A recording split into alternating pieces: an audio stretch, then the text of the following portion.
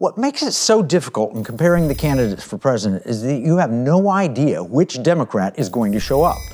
For a while, we wondered which Biden might appear.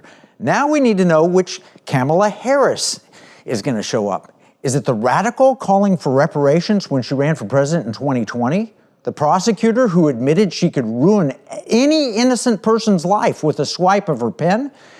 Or maybe it's the dutiful vice president peddling the president's policies. Or maybe it's the current candidate who now favors border walls, wants to eliminate taxes on tips, and embraces fracking for oil.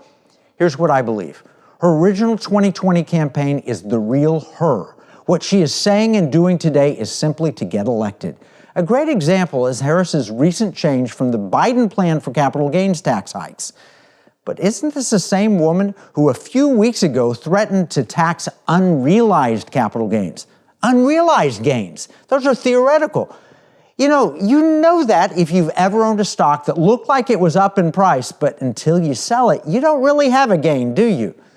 I know her plan was to tax only 25% of the theoretical gains of people worth $100 million or more. But what if all your wealth was tied up in an internet stock or Bitcoin at crazy prices?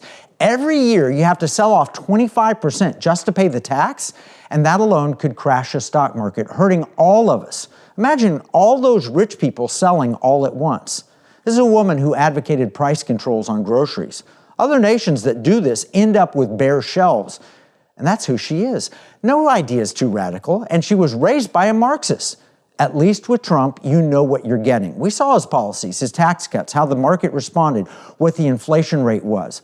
For the sake of time, let's run through the money aspects of liberty and explain the critical differences between Trump and Harris. For investing, Harris wants to raise the capital gains tax and also corporate taxes. This happens automatically if she lets the Trump tax cuts expire, as she promised to do. The only question is, how high will she take them?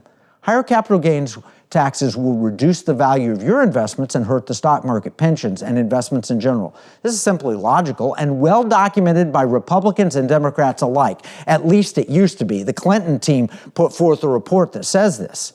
Overall, Harris plans for up to $5 trillion in tax hikes, according to recent reports. Another anti-investor approach for Harris is her support of ESG and woke policies. She supports stakeholder capitalism rather than shareholder capitalism. Essentially, this means a company should be run to benefit all of society rather than provide returns to the actual owners. Companies go along because all the officers, the CEO, CFO, and so forth, get paid handsomely to do so. This is what BlackRock was touting. Trump believes that owners should reap the benefits because they take the risks. Essentially, her approach is Marxist and his is capitalist. We've done whole shows on why this is true, but for now, let's just go with the fact that if you take the rewards away from owners, you by definition hurt investors. And if you share rewards of ownership equally, you're implementing communism. We've already discussed regulation. This is what impacts your ability to earn money before taxes. Whether you're looking for a job or wanting to start your own business, regulation makes it harder. That's what the current administration has done. Yes, there's been some job growth, but a lot less than we've been told, and most of those jobs have been on the government payroll.